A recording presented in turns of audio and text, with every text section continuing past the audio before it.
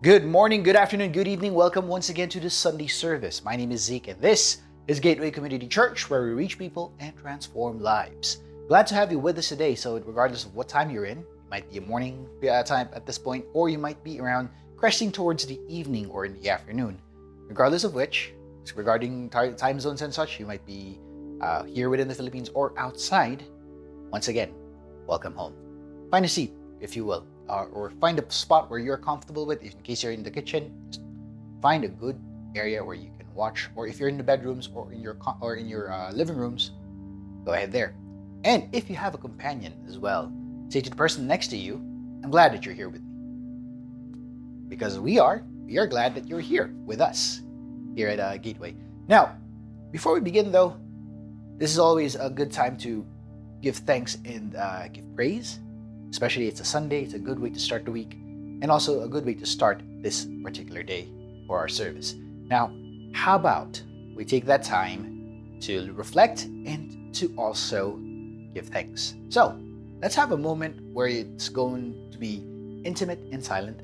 We'll have that moment to pray, give our own prayers, and also we'll see each other in a bit, about 1 minute or so, and take that time between you and God to reconcile things or to basically get yourselves prepared, especially in your hearts right now. Okay? Let's get started right about now.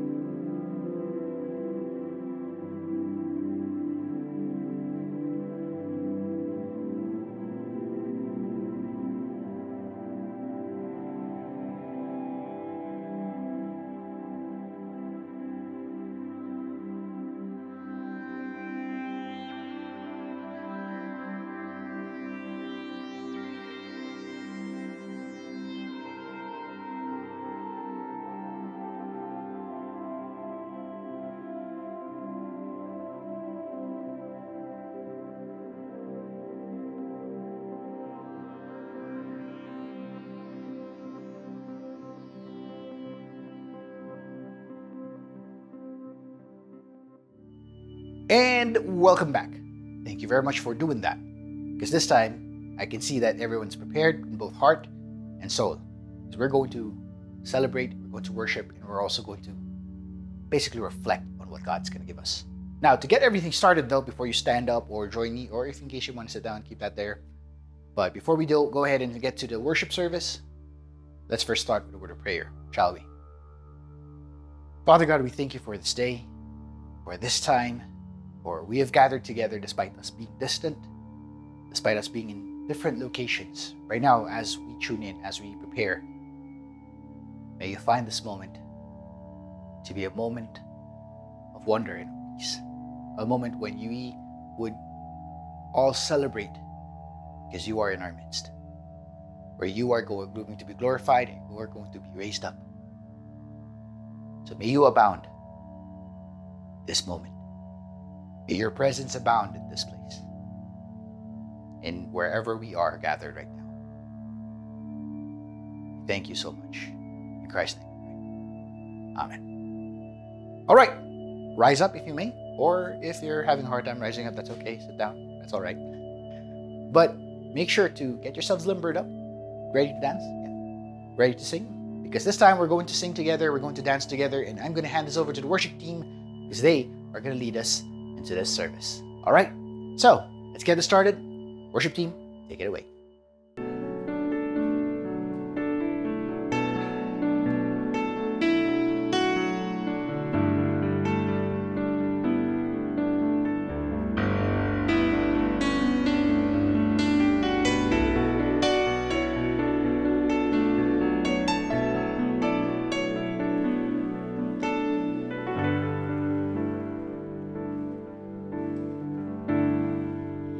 I see the cloud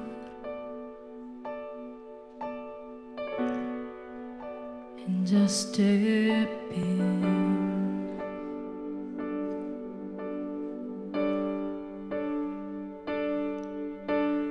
I want to see your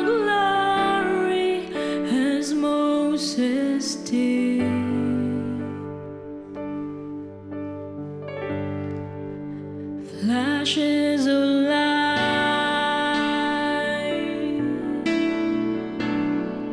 and rolls of thunder, but I'm not afraid.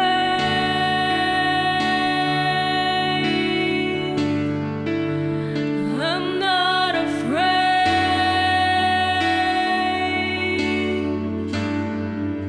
Show me your glory. Show me your glory, God.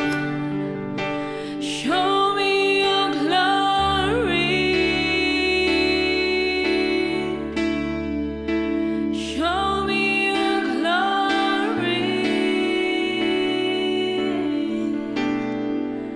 I'm marked by your beauty,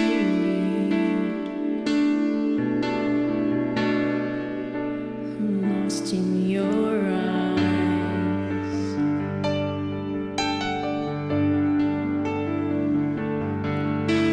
I want to walk in your presence like Jesus did.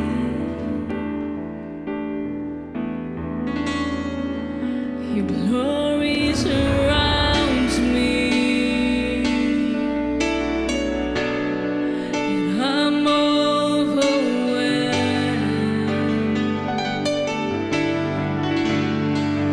but I'm not afraid.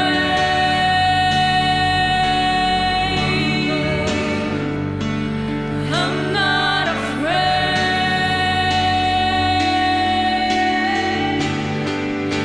Show me your glory.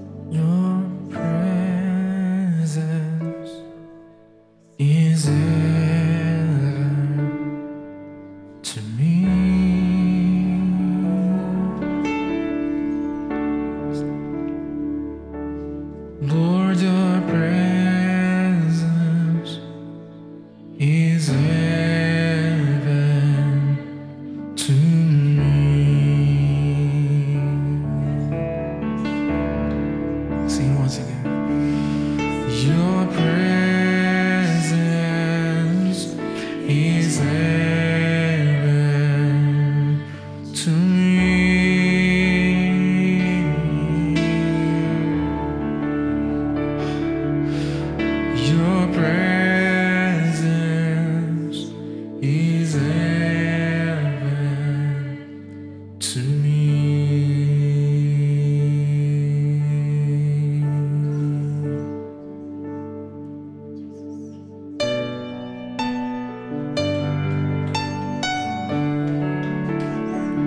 Hallelujah.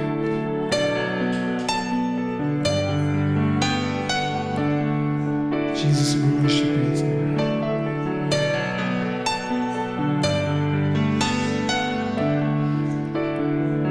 We long for your presence, Lord.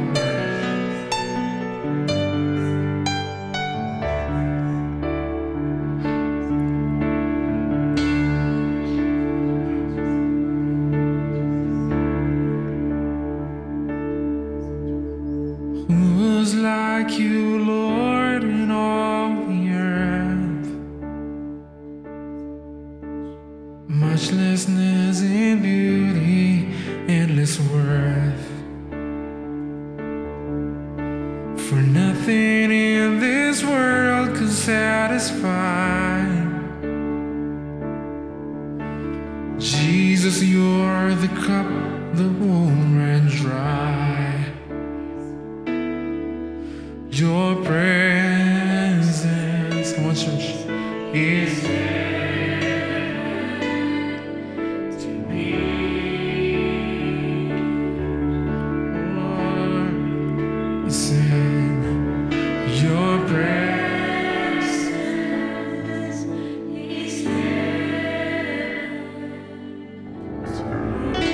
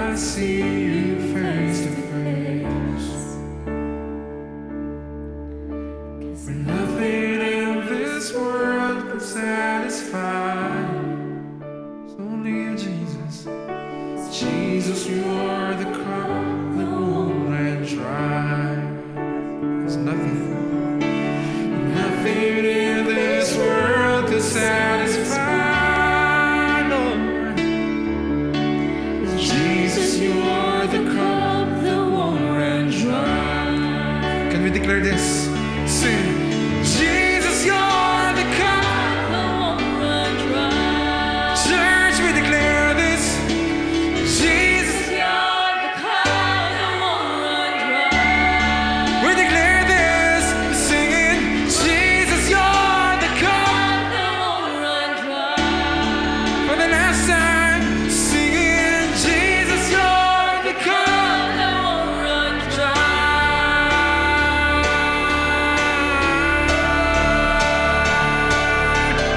Your presence is heaven to me forever, Lord God.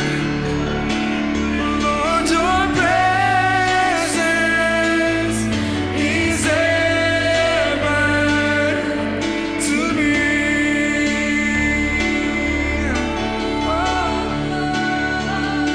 Forever your presence is heaven to me. Nothing like your presence. Your presence is heaven to me, to me, to me, to me, oh Jesus, to me, to me, to me, singing, oh Jesus.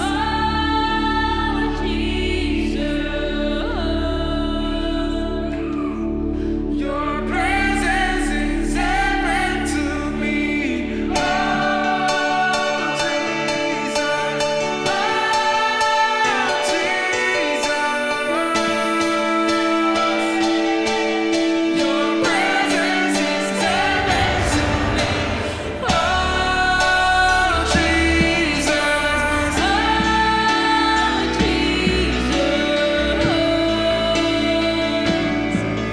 Your presence is heaven to me, sing, oh Jesus, oh Jesus.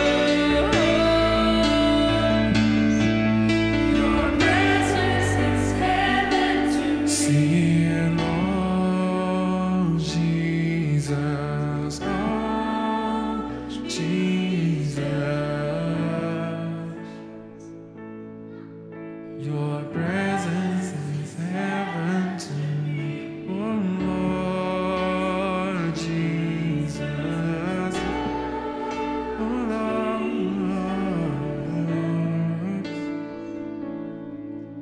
Your presence is heaven to me.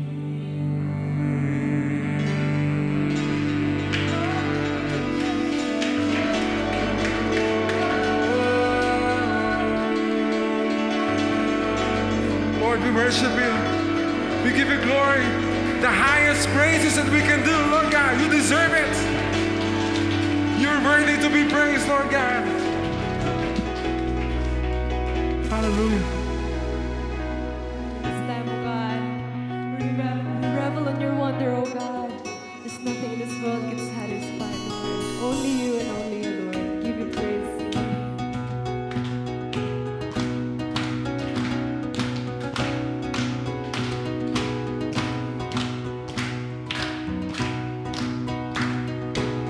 Jesus, we worship you.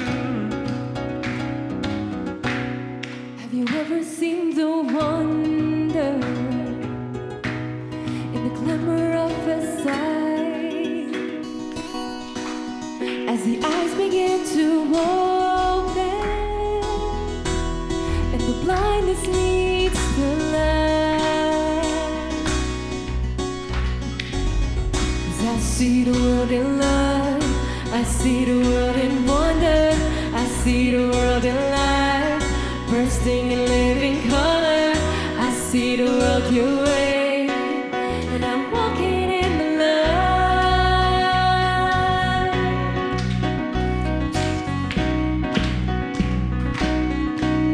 Have you ever seen the wonder,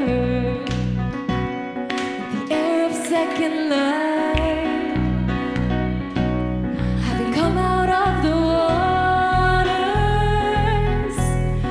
the old one left behind. If you have soul, say, I see the world in light. I see the world in wonder. I see the world in life, bursting in living color. I see the world your way, and I'm walking in light. I see the world in grace. I see the world in grace. I see the world in gospel. I see the world your way, and I'm walking in the light. I'm walking in the wonder. You're the wonder in the world, turning wilderness to wonder. Ooh, I'll say, I see the world in love. I see the world in freedom. I see the Jesus way. You're the wonder in the world. Lord, give you praise today, oh God.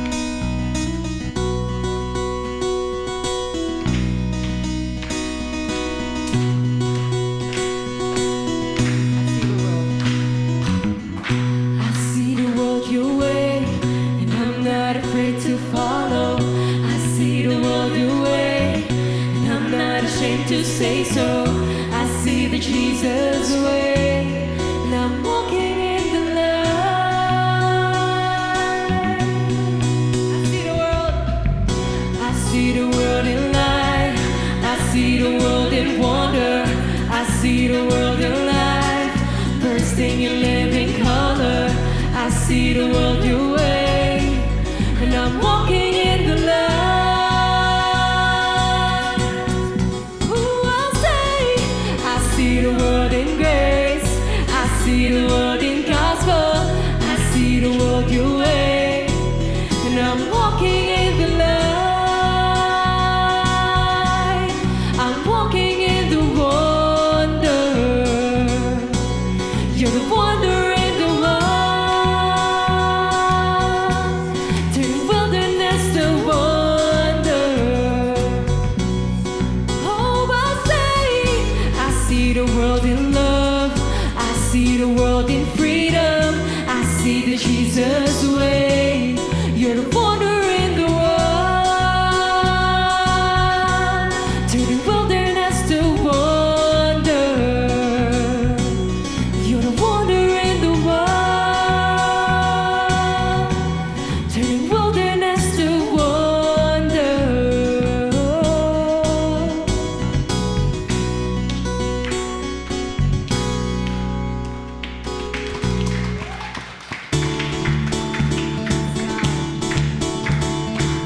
For many wonders to come, Lord, we are so grateful, God. We give thanks, Lord, for everything that you have done, oh God, and everything you're about to do, Lord. Lord, be your name, oh God.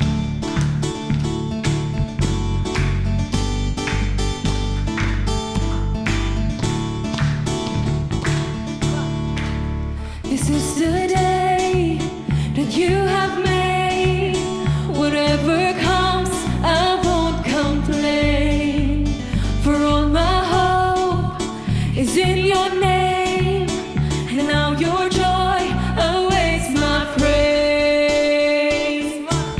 I give thanks for all you have done, and I will sing of your mercy and your love. Your love isn't failing, Lord, I am grateful.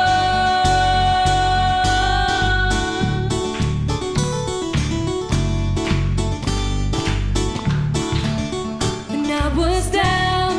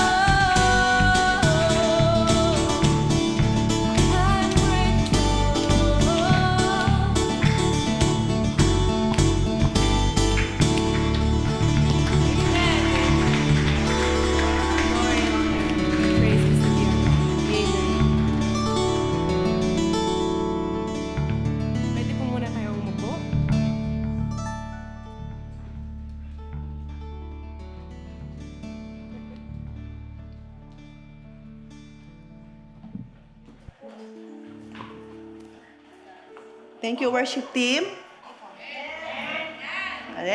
Palakpakan po natin si Lord sa buhay ng mga worship team. And tunay na nai-assure nila tayo sa pag-worship in spirit and in truth. No? Ang sarap magpuri sa Panginoon. And hindi po kami nag-usap ng worship team kung ano po yung topic ko. Pero nakita ko po na meditate ko yung songs nila and there is really unity in spirit. In mind, maski hindi kami nag-usap.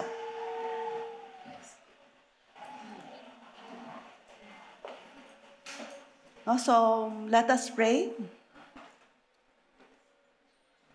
Heavenly Father, thank you, God, for a wonderful day that you have given us to hear a message that will really redound to your glory and teach us, O Lord, to listen attentively, to comprehend each word that we will feast upon, and that every utterance I will make will be guided by your Holy Spirit, O God. Subdue our thoughts, especially my listeners, my hearers, O Lord, because you will guide them. You will guide them so that this message is not in vain. It is not null. It is not void, because you will guide us through and through. Thank you, Father. We continue to bless your good name. In Jesus' name we pray. Amen. Amen. So, good morning once again. Doon po sa... Hello, Sister Norma. Sorry kasi si Sister Norma matagal kong hindi nakita. For all those who do not know me, I am the administrative pastor of this church. I'm Tita Aida Flores. No? So, this topic, I meditate ko. Actually, I have other topics in mind. Kaya lang, ang prompting ng Holy Spirit ay pag-aralan po natin itong topic na to. So, this topic is one of the 10 commandments na kung saan ay yun ang sinabi ni Lord sa atin. Yung 10 commandments ay yung treaty or covenant na binigay ni Lord kay Moses, at yun yung ginawa niyang batas para sa atin na sundin natin at maging obedient tayo. And sometimes, we are not able to really nadi-distract yung mic, no? O baka ako yung wrong position ako. Thank you. Yung hindi natin napagtutuunan ng pansin na may mga commandments na talagang nagiging ano na lang sa atin. Kumbaga, subtle na lang, hindi tayo nakukonvict, hindi tayo nagkakaroon ng kumbaga, parang wala na sa atin. Ito yung pag-uusapan natin ngayon. Pero reviewin lang natin yung mga commandments na to. So, number 1, you shall have no other gods before me. Ito yung pinaka-importante actually na commandment. Ito yung wala dapat tayong other gods before us. And it follows na pag wala tayong other God before Him, you shall not make for yourself an idol. Marami tayong mga nagiging idols, mga trabaho natin, mga ibang pinagkakaabalahan natin. And you shall not take the name of the Lord your God in vain. Kaya naman sa number 4, ito yung pag-uusapan natin. Remember the Sabbath day to keep it holy. Puntahan muna natin yung ibang mga commandments, gaya ng number 5. Ito yung minsan nagkakaroon tayo ng rebellious heart because we are not really honoring our father and mother. Not only biological parents, but also, of course, spiritual parents. You shall not murder. Kinakatakutan nating huwag mamatay, no? Pero pumatay, no? Hindi, yun ginagawa natin, iniisip natin bawal pumatay. Pero tingnan natin yung number 4, nakakaligtaan natin yon. You shall not commit adultery. Hindi naman kailangang pangangalunya or pagkikiapid ang adultery. Pwede rin namang looking to one woman or man with a lust. Kumbaga may pagnanasa. We are already committing adultery. And you shall not steal. So, hindi nga tayo nagnanakaw, pero nagnanakaw naman tayo ng oras. You shall not bear false witness against your neighbor. Huwag tayo magsasabi ng hindi tapat tungkol sa ating kapitbahay. And lastly, you shall not covet anything that belongs to your neighbor. Huwag tayong laging naiinggit o nagsiselos, whatever na meron ang ating mga nasa environment natin. So, balikan natin yung sinasabi kong number 4 na minsan nakakaligtaan nating i-honor yung Sabbath day, to keep it holy. So wala siyang sinabi na Sunday or Saturday, no? Wala siyang sinabi sa Bible na dapat Sabado yan, dapat Linggo yan. But sabi niya sa Exodus chapter 16, verse 23 to 30, mahaba-haba lang yung ating mga babasahin laging verses para mas lalo kong ma-explain yung gusto kong sabihin sa inyo. Sabi niya sa verse 23, then he said to them, this is what the Lord has said, tomorrow is a Sabbath rest. Ano nga bang ibig sabihin ng Sabbath? Ang Sabbath ay to cease from labor. Huwag ka munang magtrabaho during that time, during that day. A holy Sabbath to the Lord. Kumbaga, desist ka muna, stop ka muna. Bake what you will bake today, and boil what you will boil, and lay up for yourselves, and all that remains to be kept until morning. Gawin mo na daw lahat ngayon yung gawin mo ngayon. Ilaga mo na kung ano yung gusto mong ilaga. Boil what. Kung may mga kamote, katapusin mo na kasi may tendency na pag hindi mo gagawin yon at gagawin mo kinabukasan sa ibang araw na sinasabi ni Lord, may tendency yun na mapanis. And lay up for yourselves all that remains to be kept until morning. Tuloy natin sa verse 24, so they laid it up till morning, as Moses commanded, and it did not stink, nor there were any worms in it. Hindi siya inuod, no? Then Moses said, eat that today, for today is the Sabbath to the Lord. Today you will not find it in the field. Verse 26, 6 days you shall gather it, but on the 7th day, the Sabbath, there will be none. So dito pa lang sinasabi na ni Lord na 6 days in a week, nagtatrabaho tayo, but on the 7th day, the Sabbath, there will be none. Wala tayong gagawin. Na kakaiba, talagang kailangan natin ng rest. Now, it happened that some of the people went out on the 7th day to gather, but they found none. Wala silang nakuha kasi naging disobedient sila. Hindi nila sinunod yung sinabi sa kanila. And the Lord said to Moses, how long do you refuse to keep my commandments and my laws? Ito, ang dali-dali nating evaluate, no? Yung takot tayong mag-commit ng adultery, takot tayong magnakaw, takot tayong... Pero yung isa rin sa commandment na kailangan nating katakutan, binabiolate natin, na parang okay lang sa atin na hindi tayo pumunta sa kanyang bahay, sambahan pag linggo or Sabado. Wala naman talagang sinabi kung Sabado or linggo. Pero kailan ba tayo? Ano ba yung culture o yung practice na binigay sa atin ng Lord? Siyempre, i-respect din natin yung Seventh-day Adventist kasi Sabatista sila, di ba? Yung Sabado sila nag-worship. Siyempre yun yung interpretation din nila sa Bible, which is not bad.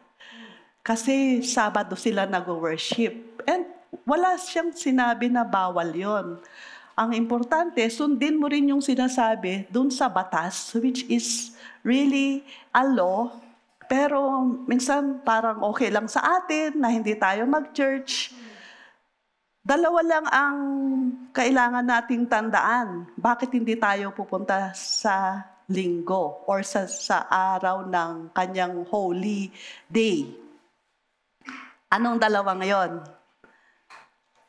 Umuulan ng apoy at bumubuka ang lupa. Pag yung dalawang yon ay medyo talagang umuulan na ng apoy at bumubuka ang lupa, huwag ka nang mag-church. Sinabi na ni Lord sa'yo na mag-stay ka sa bahay. Pero meron bang instances na umulan na ng apoy? Meron na bang instances na bumuka ang lupa? Pero minsan talagang nag-aano lang tayo, nandun lang tayo sa bahay, no? So ituloy natin. Sa verse 29, see, for the Lord has given you that Sabbath. Therefore, He gives you on the 6th day bread for 2 days. So, bibigyan niya talaga tayo ng tinapay natin ng para sa 2 araw. Kasi pag yun, ginawa mo yung sinasabi niya, siya naman ang magpo-provide sa'yo. Let every man remain in his place. Let no man go out of his place on the 7th day.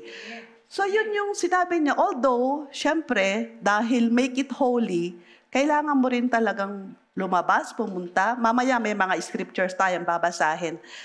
And so the people rested on the 7th day. At yung rest na yun yung pagpunta natin sa church, pakikipag-ulayaw natin sa mga believers, ito yung kailangan nating tandaan.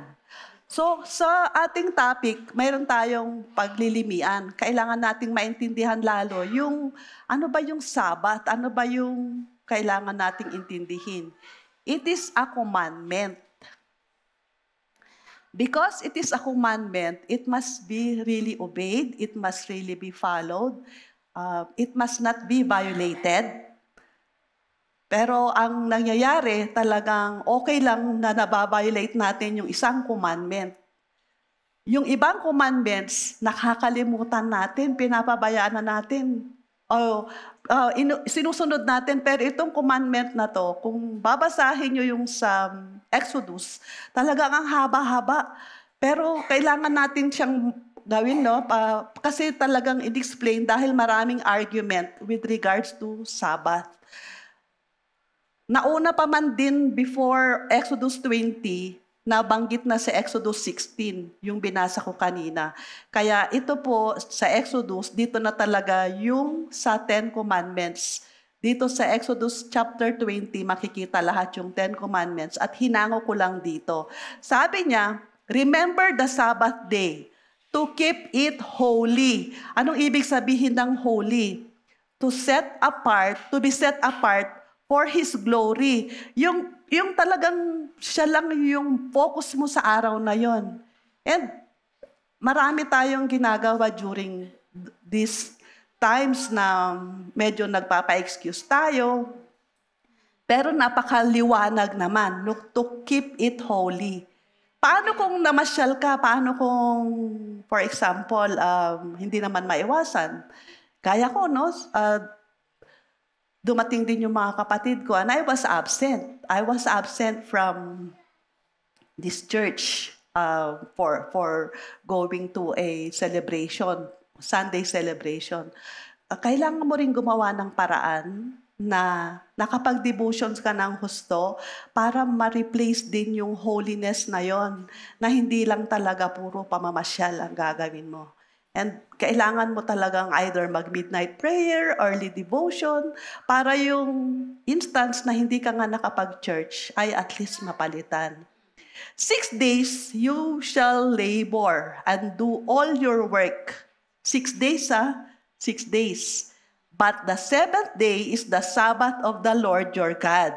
In it you shall do no work, you, nor your son, nor your daughter, nor your male servant, nor your female servant, nor your cattle, nor your stranger who is within your gates. So hindi lang ikaw, hindi lang inyong pamilya, kundi lahat, pati kasambahay, pati nga aso't pusa nyo daw. Walang gagawin sa araw na to. So malinaw na malinaw sa ating scripture, even your cattle, even yung bisita nyo, nor your stranger. Sa ibang translation, sojourner ang tawag nila. Sojourner, yung mga bisita nyo, kasama, nor your stranger, who is within your gates. Yung mga napadpad sa inyo, naging bisita nyo, kasama yung mag-worship. For in 6 days, the Lord made the heavens and the earth, the sea, and all that is in them, and rested on the seventh day. Therefore, the Lord blessed the Sabbath day and hallowed it. So, yun yung, balik ko lang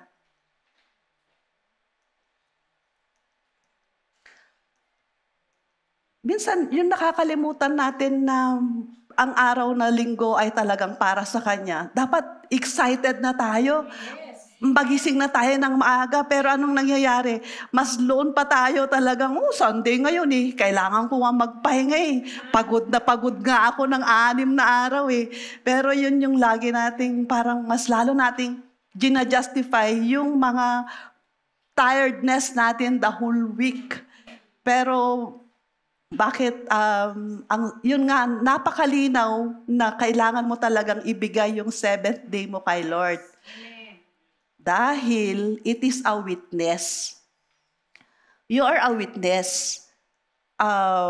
Madami lang tayong babasahing mga scriptures para at least mas mapaliwanagan tayo. You shall keep the Sabbath, therefore it is holy to you. Everyone profanes it and shall surely be put to death.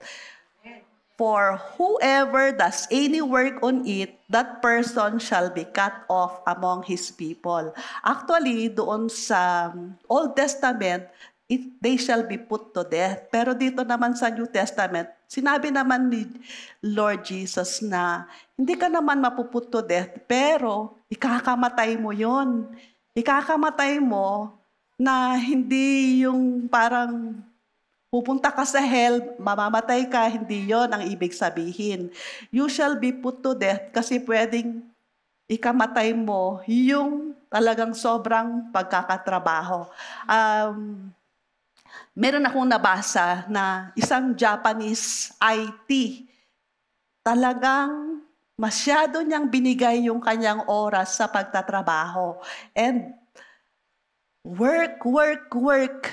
And he spent 110 hours in a week. 24 hours times 7, we have 168 hours in a week. 168 minus 110, parang ang natitira na lang sa kanya ay 58.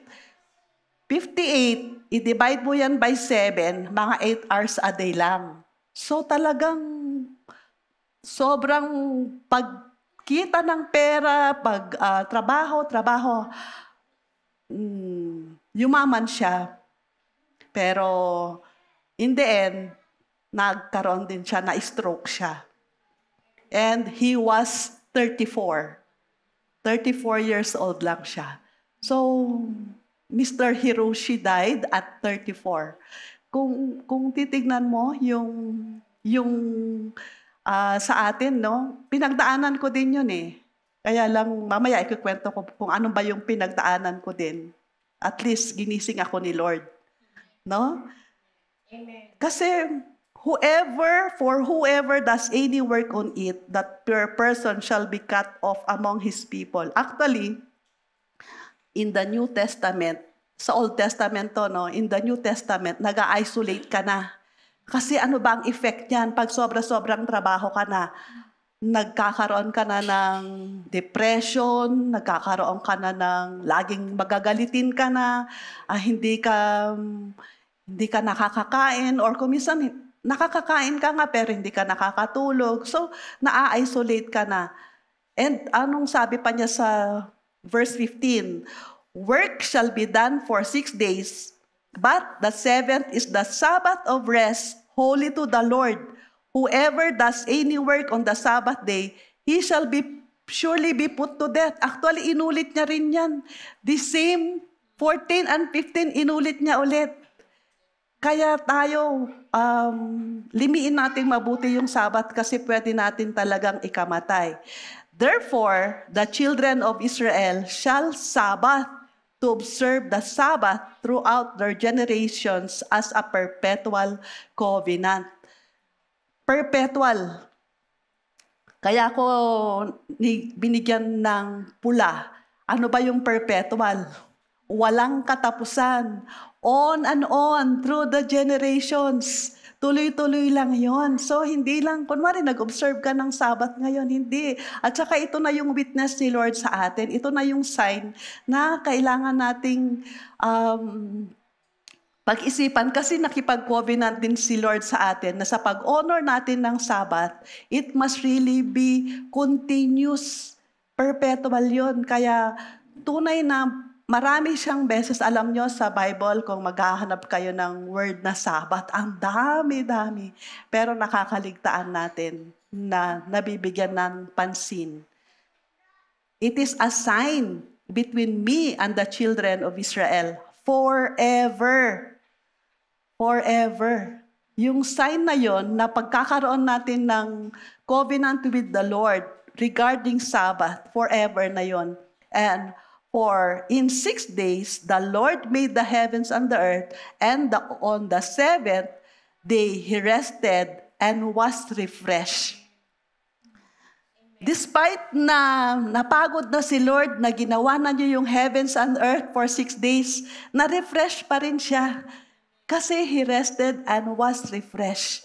And tayo, minsan, ang paningin natin sa Sabbath ay isang burden. Isang sayang Sayang naman yung Sunday ko kung pupunta ako sa church. Pero, alam nyo ba na mare-refresh kayo? Which is, hindi ko na kayo sasabihin kasi nandito kayo Dumating kayo. Pero, yung si Lord kasi, He breathed on binigay niya yung kanyang breath doon sa kanyang mga ginawa. At dahil pag siya ay nag-speak life or He breathed in, mas nare-refresh siya. Mas nagiging maayos yung kanyang pakiramdam. Kaya siya na-refresh dahil nag-rest siya talaga. Tayong mga workers, lalong-lalo na yung mga talagang araw-araw na gumagawa, it's okay to rest also para at least ma-refresh din. Mga pastors na talagang working day and night, na gumagawa ng sermons, na kung mga gumagawa para sa ministry, kailangan din talagang mag-rest. Kasi dating very creative, dating very dynamic, pwede rin ma-replenish yung lahat pag hindi talaga na nagkakaroon ng tunay na pagpapahinga. Magpahinga rin tayo. Kung nagtatrabaho tayo ng talagang 6 na buwan, 6 na linggo, 6 na araw, ang problema kasi yung iba, baliktad. 6 na araw, walang ginagawa. Sa isang araw, may ginagawa. Okay lang, hindi kailangang trabaho ang gawin, no? Mag-disciple tayo, hindi lang kailangan laging may sweldo yung gagawin natin dun sa araw na 6 na araw na yon. It doesn't mean na trabaho na susweldo. Pwede rin naman tayong umikot-ikot sa mga kapatiran na ipag-pray sila. Kung yun talaga ang sinasabi ni Lord na gawin natin. No? Pangatlo na point ng Sabbath, it is serious. Serious Basahin ulit natin. Now,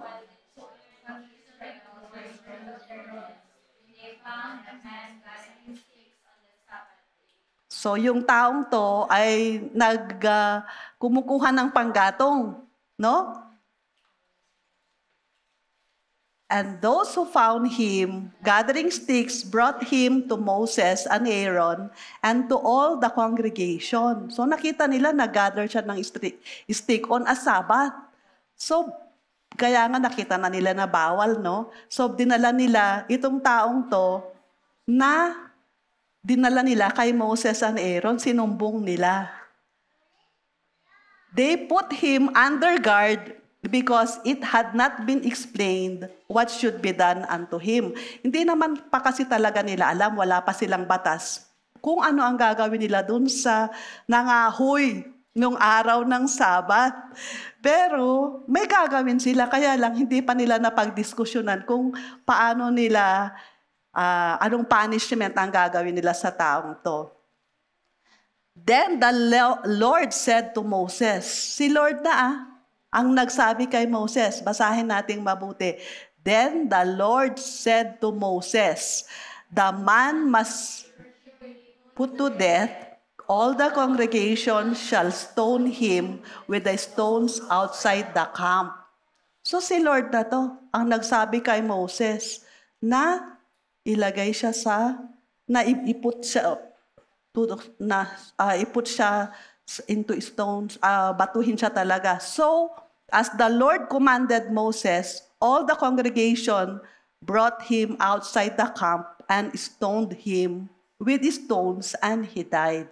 Gumawa talaga sila ng paraan na ang taong nangahoy during that Sabbath day ay may mangyari, mapanish.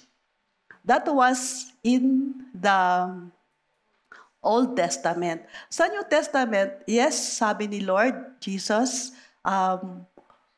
if we do not honor the Sabbath day, we shall be put to death.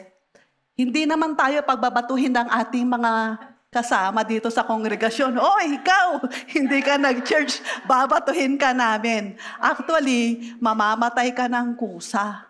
Ikaw na ang sarili mong mamamatay. Kasi nadidislocate ka na nadidisconnect ka na. Ikaw na ang pumapatay, unti-unting kumikitil din ng sarili mo. Serious, when I was still working, para din akong noong yung Japanese worker na sinasabi ko.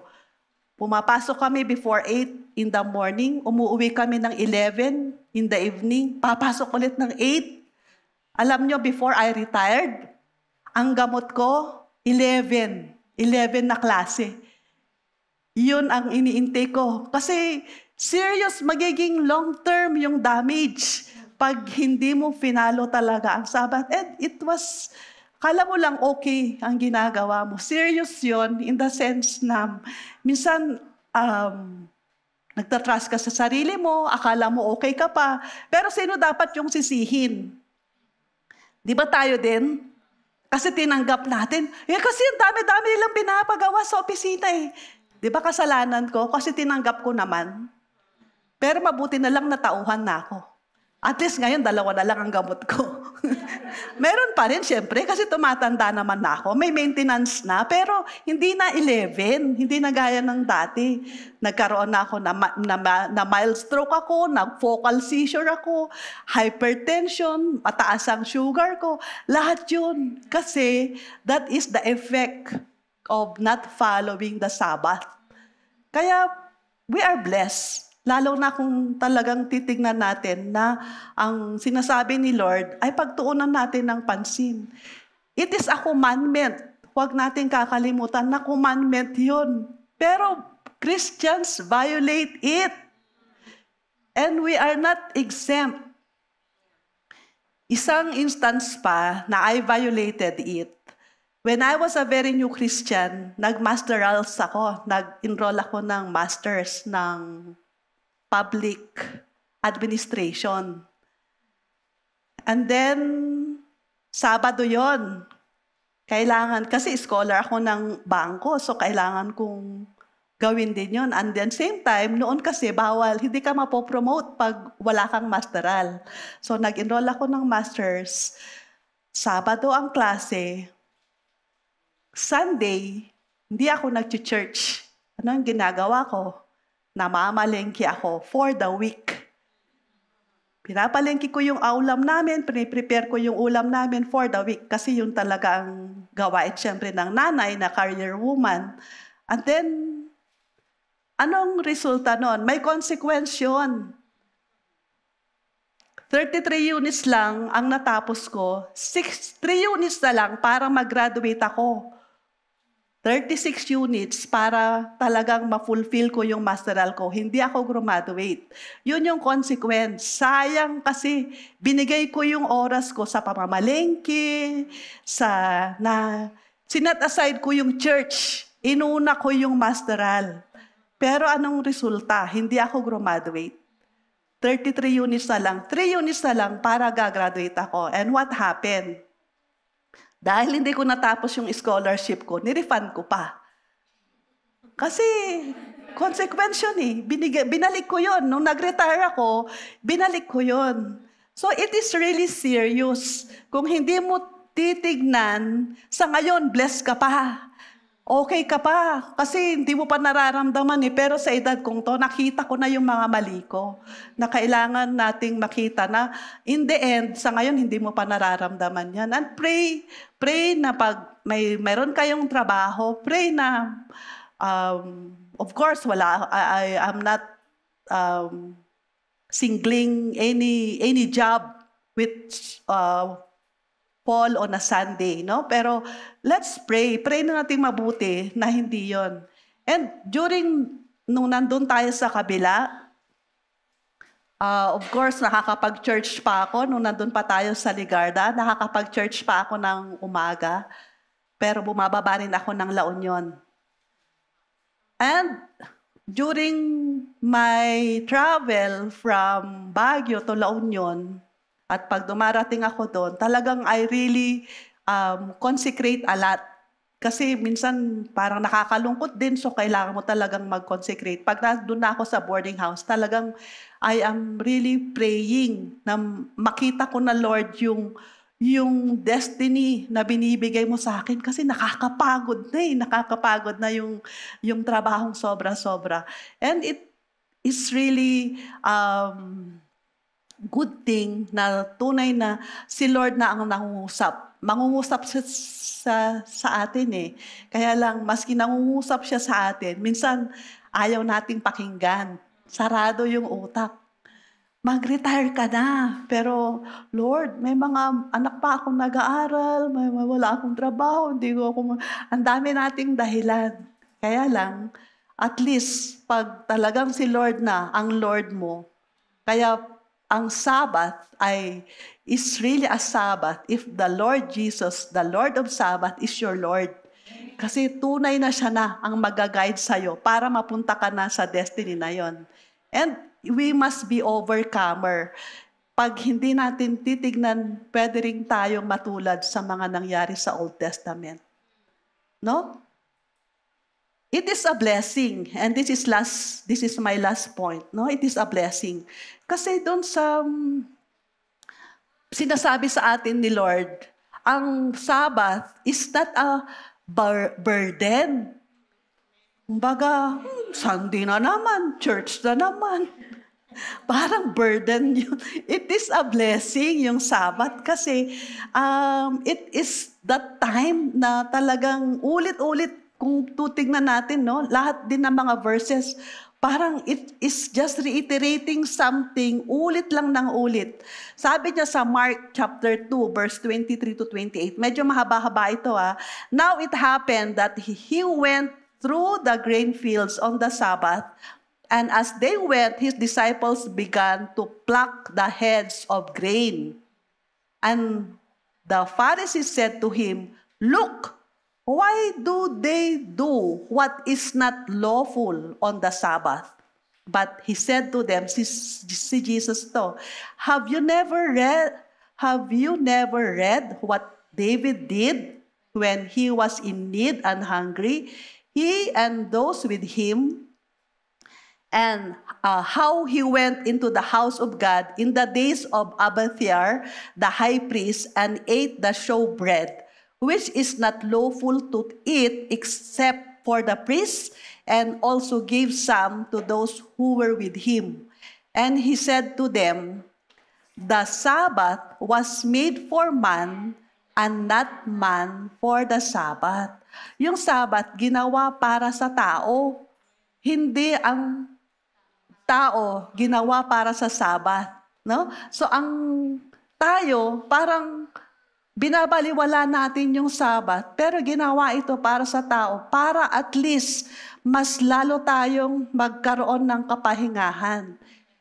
Therefore, the Son of Man is also the Lord of the Sabbath. Si Jesus ang Lord of the Sabbath. So, paano naman pag may emergencies? Pag may dumarating na mga linggo or Sabbath day na kailangan mong may gawin ka. Ano ang sabi niya sa Luke 14:5? Malinaw ang sabi niya. Kasi may mga nagko-question kay Jesus. Ang sagot ni Jesus, then he answered them saying, which of you, having a donkey or an ox that has fallen into a pit, will not immediately pull him out on the Sabbath day? Pag may nahulog ba na ox doon sa ditch, hindi mo ba pupulutin? Linggo yon or Sabado yon, kung ano man yung holiday mo. Siyempre, kunin mo, unahin mo muna. And those are emergencies. Be discernful din. Hindi, mag-church ako ngayon eh. Hindi ko kukunin yan kasi Sunday ngayon. Hindi naman. May mga emergencies na kailangan mo ring gawin. Paano kung may pinapagawa ang boss mo na immediate report on that Sunday? Pwede rin. Kasi anong sabi niya? Matthew chapter 12, verse 11 to 12. Then he said to them, kasi kini-question lagi si Jesus about Sabbath, what man is there among you who has one sheep, and if it falls into a pit on the Sabbath, will not lay hold of it and lift it out? Of how much more value then is a man than a sheep? Therefore, sabi niya yan, therefore, it is lawful to do good on the Sabbath. Gumawa ka pa rin ng mainam na hindi naman nadidegrade si Lord. Kung nakikita mo na para din sa kapakanan na hindi naman kailangang ministry, na hindi naman church, na pwede mo naman gawin, mag-excuse ka lang naman. Humingi ka naman ng, mauuna na po ako ngayon kasi may tatapusin lang ako. Pero at least nag-church ka na. Hindi yung inuna mo muna yung gagawin bago ka mag-church. Kasi malinaw naman yung sinasabi niya dito sa mga emergencies. Kaya pag may mga gawain din tayo na kailangang tapusin on a Sunday, it is okay. Pag tayong mga workers, of course, we are not excused from doing our ministry on the day na kailangan natin gawin to, especially on a Sunday. But, pumili din tayo ng time, ng araw, na may day off tayo. Mag-schedule ka, mag-calendar ka din ng day off mo. Kasi required ka namang pumunta dito ng Sunday at makipag-celebrate. Pero tayo mismo, kailangan mo rin talaga ng araw para sa sarili. Para at least makapagpahinga ka din. Kasi pag hindi ka nakakapagpahinga, halata irritable ka. Kasi kulang ka talaga ng tulog, kulang ka ng pahinga, which is nagmamanifest sa outward personality mo. No? Kaya, tingnan lang natin to panandalian. 6 things that happen when we don't gather together. Pag hindi tayo nagpupunta sa church, siyempre nagdi-disobey ka kay Lord. Hindi mo na talaga ginagawa yung sinabi nating commandment kanina. We miss our purpose. Ano ba ang purpose natin? To build up one another. Magkita-kita tayo dito at magpalakasan. Na tayo ay yung smile ng bawat isa. And kung nade-discern natin, kung isang kasama natin, ka-church natin ay medyo malungkot, nakikita mo, ipagpipray mo na. Hindi mo na siya lulubayan. Bakit nga ba malungkot ka ngayon? We endanger ourselves to Satan, the world, and ourselves. Pag hindi tayo nakikipag-mingle sa ating mga kasama, mga kapwa-believers, mas lalo nating nilalapit ang sarili natin sa kaaway, sa mundo, at saka sa sarili natin, na nawawala na tayo. And of course, we grieve our local body of Christ. We grieve kasi magkaroon tayo ng spiritual grief. Si ganito, hindi ko na nakikita. Si ganito, ano kaya ang nangyayari na sa kanya? Yun yung spiritual grief. Lalo na kung talagang convicted ka at nakikita mo ang mga taong to. And we disable and weaken our local body of Christ. Kumukunti tayo, nagiging mahina ang tao kasi yun yung mga effects ng hindi tayo nag-gather together.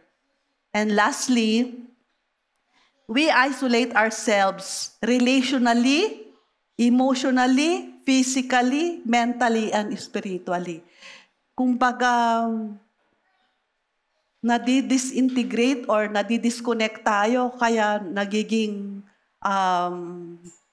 matampuhin tayo, very madali tayong masaktan. Pati physical na pangangatawan natin, naapektuhan kasi ang ating body is really decomposing, lalo na kung ang nagmamanifest dyan ay hurt, pain, and anger. And of course, mentally. Spiritually, kasi pag nag-isolate ka, okay lang na mag-isolate, pero hindi isolation. Mag-meditate ka pag nag-iisa ka. Hindi isolation yon. Isolation with the Lord is meditation. Isolate is really you really remove yourself from the environment of believers. So yun yung mga, maski isa lang na nakikita mo dyan at hindi ka nagiging. Pero bakit minsan nagtatanong ka, bakit laging nagpo-post si Deo ng mga online? Bakit pinupost pa rin niya yung mga online? Pwede naman akong pwede naman akong mag-online sa bahay na lang na hindi pumunta sa church. Actually, online church is not a real church. Supplement mo lang siya. Pwede mo siyang merienda mo lang siya. Kailangan mo pa rin pumunta. At kaya siya nagpo-post. Ang sipag-sipag ni Deo na mag-post ng mga online streaming natin para sa outreach. To really connect sa mga unbelievers pa, sa mga hindi pa nakakakilala kay Jesus.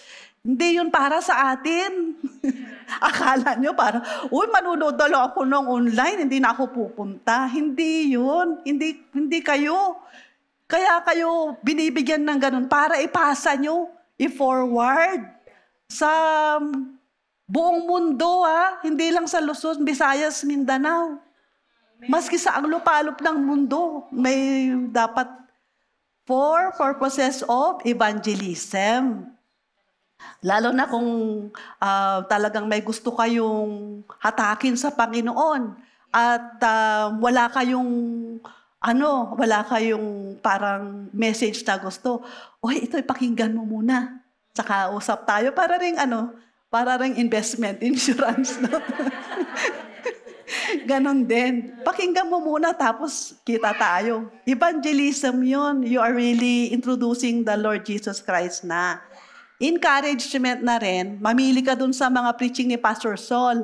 Tapos ito magandang topic niya. Ibato mo yun sa kaibigan mo. Hindi para sa'yo. Kung gusto mo, dahil na-discourage ka, di ikaw na rin.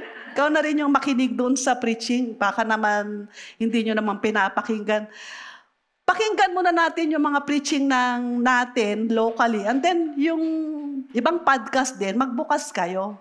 Para at least kasi sa mga podcast na to, saka sa mga old preachings na yan, hindi yan nagbabago, maski matagal na, mangungusap pa rin yan. No? Kaya it is a blessing. Of course, you bless a person, lalo na sa mga homeward bound. Sino ba ang naka-homeward bound ngayon? Si Brother Daniel? Brother Daniel, hi! Mapapanood mo to. It is a blessing for him kasi hindi siya makakapunta sa church ngayon. And of course, sa mga kapatiran nating may sakit, it is a blessing for them. And it is a supplemental discipleship tool. Pwede tayong humango doon na mga pwede nating i-discuss sa mga cell groups natin. So kaya binibigay sa atin yung mga online streaming na yon para maging kagamit-gamit sa expansion ng kingdom ni Lord. Maski isa lang sa mga temptation na to ay once in your lifetime na-tempt ka. These are Satan's best temptations to keep you out of church and for you not to really do your holy day with the Lord or yung tinatawag nating Sabbath. I don't need to go to church to be a Christian. Hindi naman kailangan pumunta pa ako doon. Parang maging Kristiyano. Yun ang mga excuses. Lame excuse yan. Gagawin ni Lord, ay ng devil sa'yo yan, para mas lalong mabuo sa isip mo na, hindi naman kailangang laging magsimba. Naipaliwanag ko na kanina, na ano ba naman yun, na commandment yun. Kailangan nating gawin.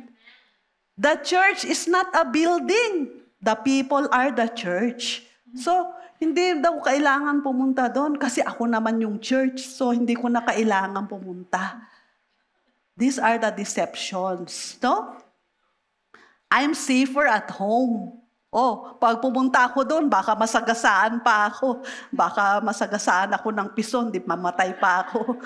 I'm safer dito sa bahay, dito na lang ako. Church is a bunch of cliques.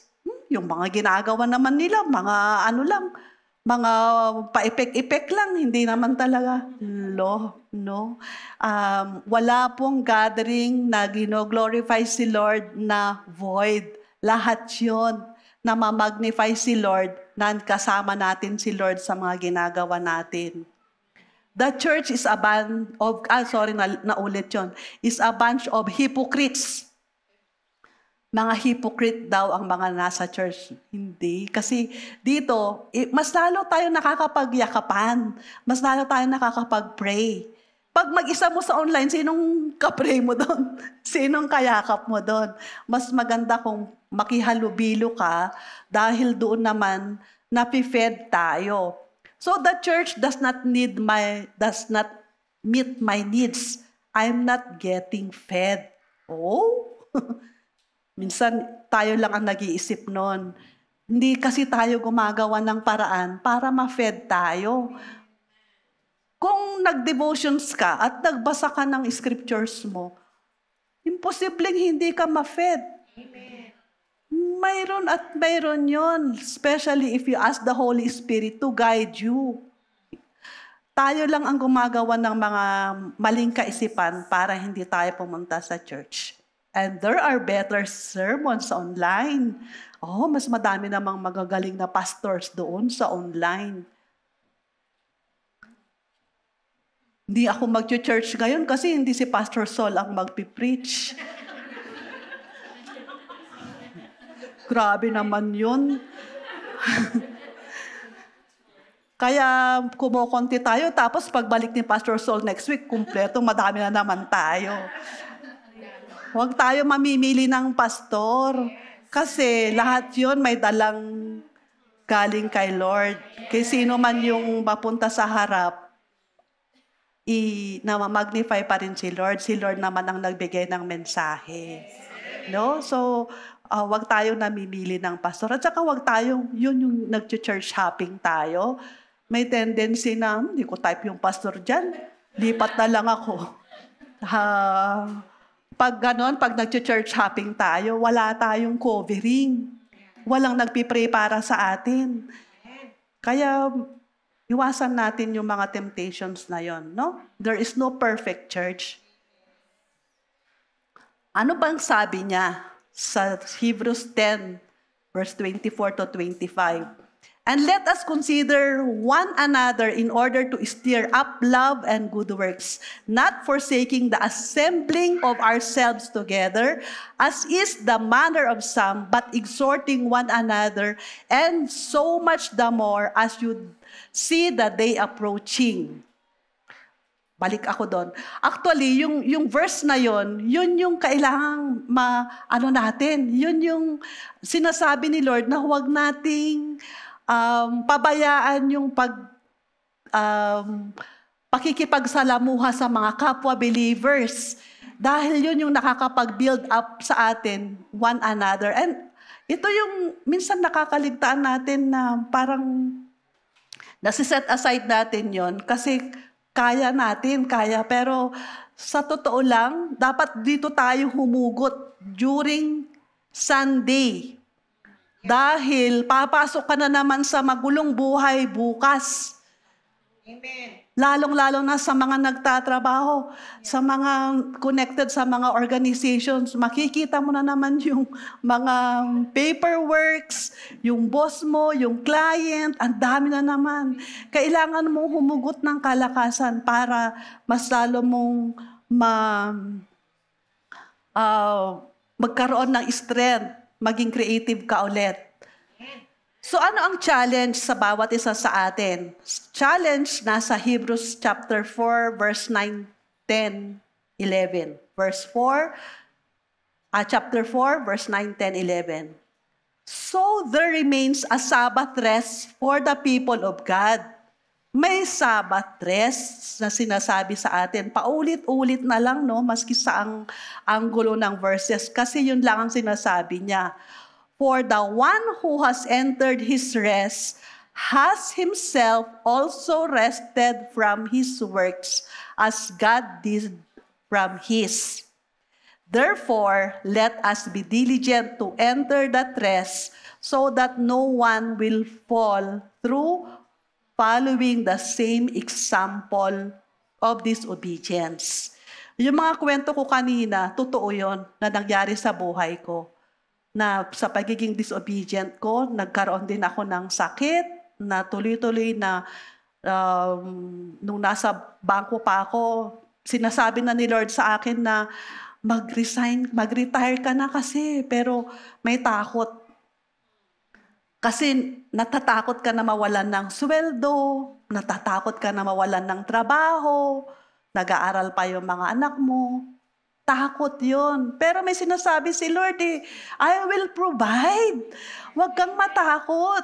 Oras na ginawa mo yung sinasabi kong Sabbath rest. And minsan, kulang kasi tayo dahil kulang ka sa pakikipag-communicate, na isolate ka so hindi ka nabibigyan ng tamang instruction, tamang suggestion. Kasi hindi naman laging sa'yo mag-overflow, magmamanifest. Ibibigay din sa mga kapwa mo believers at makakausap mo sila, ibibigay nila sa'yo yung instruction. Kaya yun yung challenge sa atin. Tayo ba ay sinasabihan din ni Lord na gawin mo to, gawin mo yan, pero minsan hindi natin sinusunod. And we will really fall to that same example of disobedience. Ano ba yung promise?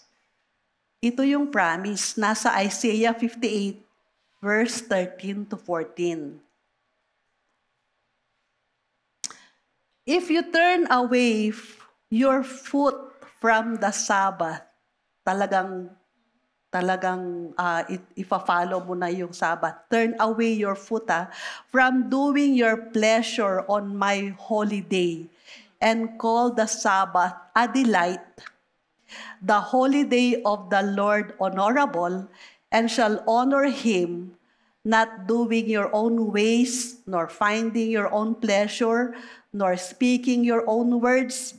Then you shall delight yourself in the Lord, and I will cause you to ride on the high hills of the earth and feed you with the heritage of Jacob, your father. The mouth of the Lord has spoken. Lord, ano yung napakagandang mga inheritance natin, yung pagpapalang darating pag gagawin natin yung pag-honor sa Kanya on His holiday, on the Sabbath. Huwag na nating patagalin.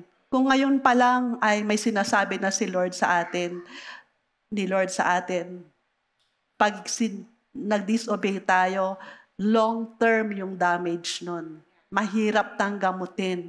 Habang hindi pa ganun kalala, gawin mo na. At pag ginawa mo na yon, ito na yon.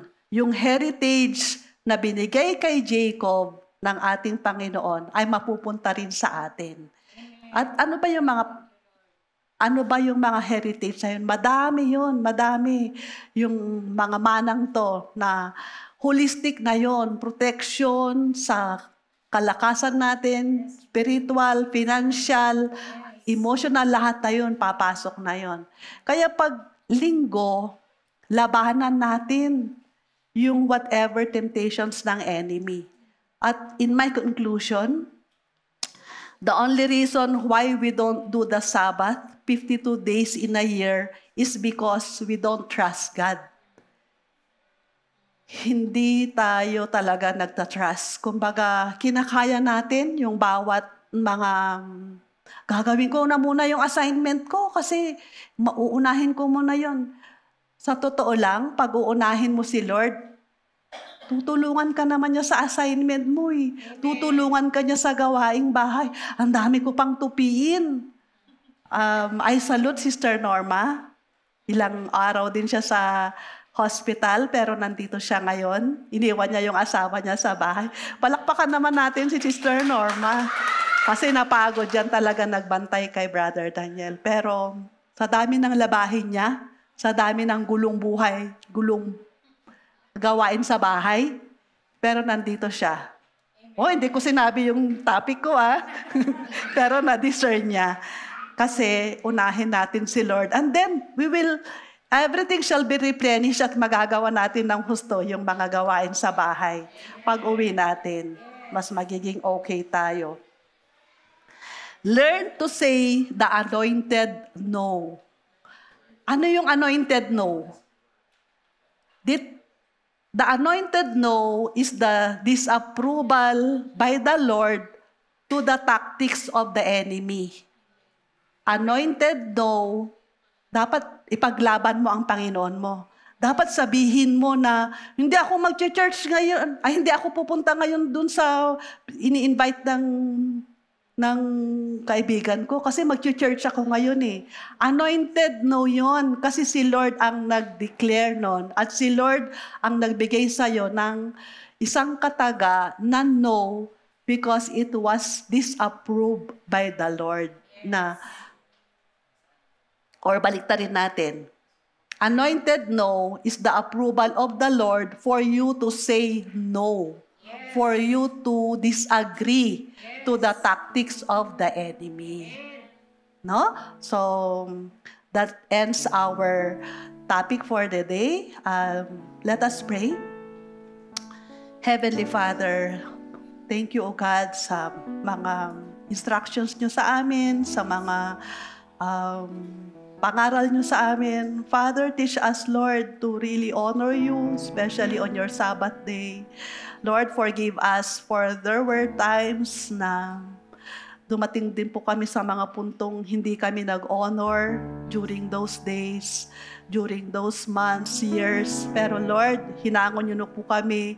We are now a new creation. We are now really transformed and continue to perfect us, Lord, para po mag-obey kami sa inyo at i-honor namin yung Sabbath. And Lord, we know it is a blessing and not a burden. Kaya teach us to not to succumb to the wiles of the enemy and teach us to be more prudent, proactive unto your instruction. We thank you, Lord, to teach us to learn more to say that anointed no to anyone who invites us on a Sabbath day. Thank you, Father. We bless your good name. In Jesus' name we pray. Amen. Amen. Amen. So, ngayon ay for our response, no? Because it is a day of the Lord and it is our time also to give back unto Him yung mga offering or tithes natin. It is a blessing also na just like honoring the Sabbath, it is also honoring the Lord of our generosity. Let us give po.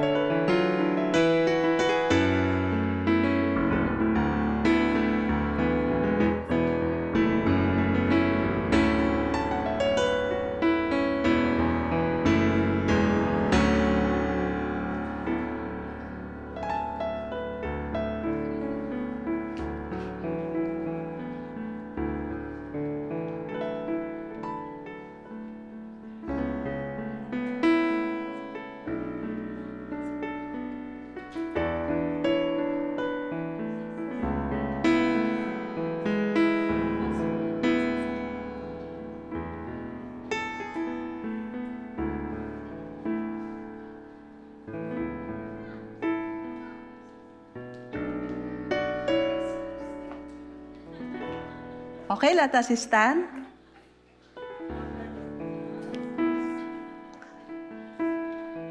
Oh, Heavenly Father, Lord, maraming salamat sa mga pangaral niyo sa amin. Salamat po, Diyos, dahil kayo po ang nagbibigay sa amin ng mas malawak na pag-intindi patungkol sa kung ano po yung mga dapat po namin gawin, especially sa mga commandments ninyo.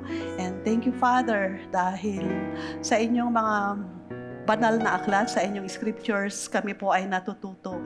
And I pray, O God, that the congregation shall always be protected, always have that energy to do things for your glory, na magkaroon po ng kauhawan patungkol sa inyong mga banal na kasulatan. Patuloy na kayo po ang maghari sa mga buhay nila, sa anuman pong mga transactions na i-enter nila, kayo po ang kasama nila, O God.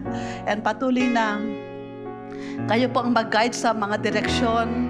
Any instruction, Lord, you will continue to open their ears, remove the cobwebs in their eyes, O Lord, in their minds, and continue to be a guide to them, Lord. Now, kayo po ang maggabay sa mga bagay, Lord, na may kahinaan sila sa amin, kundi our limitations, our weaknesses shall be subdued by your strength, O God, because you are a limitless God, Lord. Kaya, Father, in the name of Jesus, as we temporarily leave this place, O God, let your love, O Lord, our Father, and the grace of your Son, Jesus Christ, and the fellowship of the Holy Spirit be with us all. We thank you, Father. We bless your good name. In Jesus' name we pray. Amen. Amen.